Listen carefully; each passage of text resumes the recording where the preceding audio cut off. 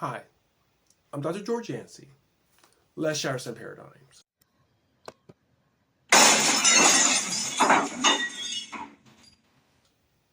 Paradigm I want to share today concerns Kirk's death.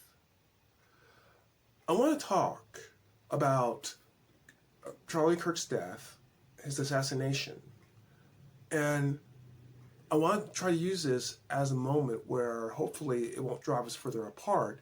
I fear that it will, but maybe we can build on something where we try to understand each other better and work together. My last video, I looked at what conservatives are doing which work against this.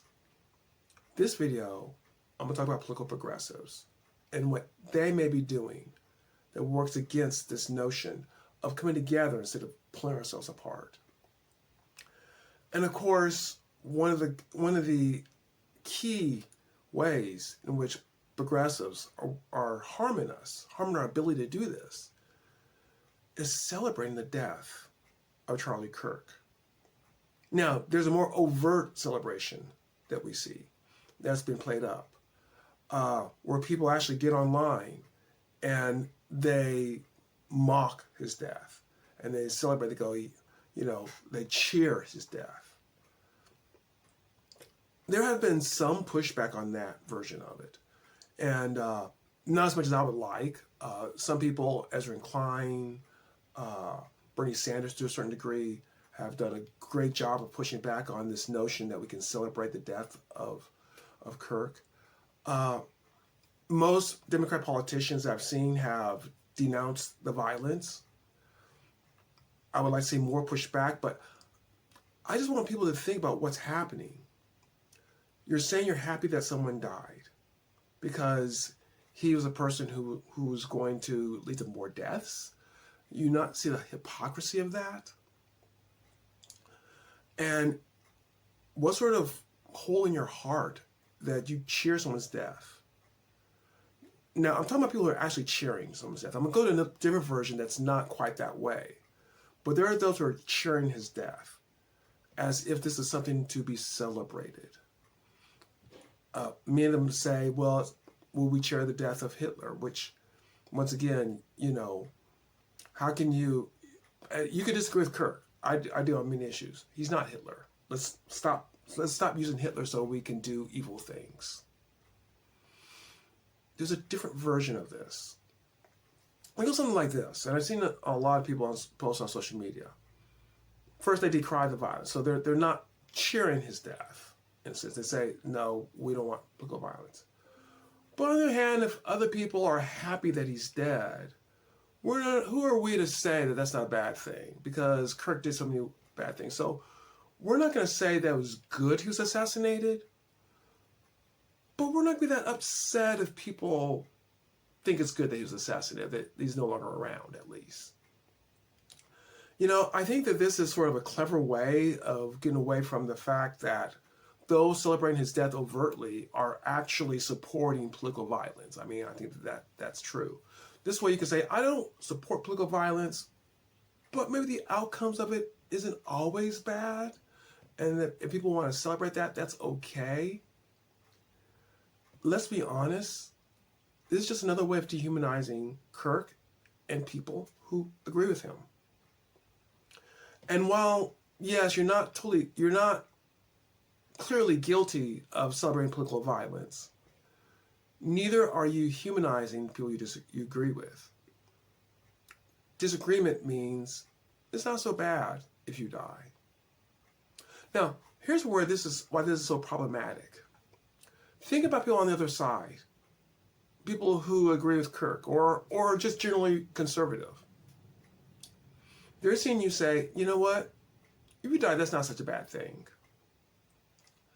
These people fear that those on the left want to take away their political rights, free speech, freedom of religion, so forth and so on.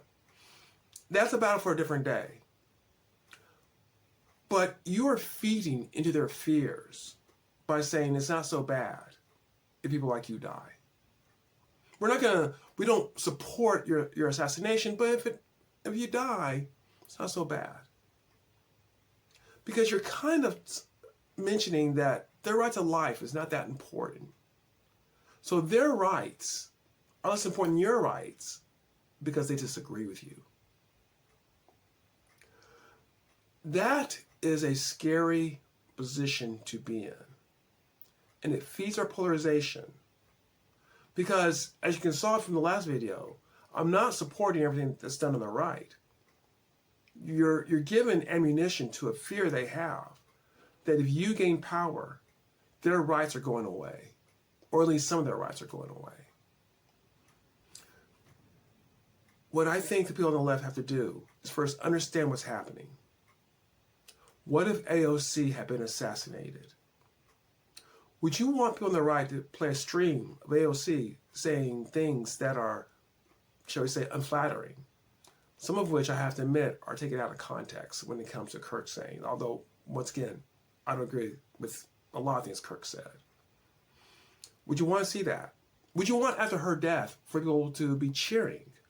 Okay, not cheering, but saying, well, I'm not going to cheer, but if other people do, that's not a bad thing. How do you, if you're on the left, how do you think you would feel on that? You feel enraged. Rightfully so. Likewise, my conservative friends have a right to feel mad at some of this. What should you be on the left doing is trying to create an atmosphere where we can de-escalate this hostility. Trying to create an atmosphere where we're not at each other's throats all the time. Ginning up this sort of celebration of death is the exact opposite of that. Before we go on, let me just take a moment and say, if this is sort of content that you'd like to hear about, sort of a nuance, neither right nor left approach, please consider subscribing to my channel. I would also say that if you like what you're hearing, give me a comment or a like, I appreciate that. If you don't like it, feel free to comment. These are the things that help me to get this message out to other people. Now, let me go ahead and conclude here, try to finish this up.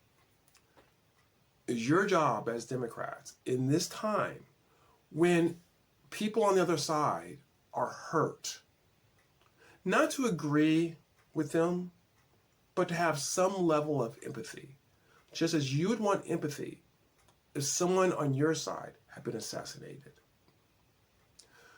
It's your job to try to work with them as much as possible, to work against those who celebrate the death of someone simply because he wanted to engage in debate and you disagreed with him, to reduce the dehumanization that's come about. If we can't do this, this turn that we could take, which could be towards more unification, less dehumanization, can instantly go the other way. We can see how this can go the other way. People are talking about civil war already. I don't want that. You don't want that. We must be very proactive in dealing with those in our group. In the left, that means people are celebrating death. On the right, it means other things, as you could have seen in my last video. In our group, from driving us to the brink of hatred and polarization that it will take a long time for our country to recover from, if it can ever recover from that. Well, I hope you've appreciated what I've had to say. I'm glad you've come here. And please come back and shatter some more paradigms.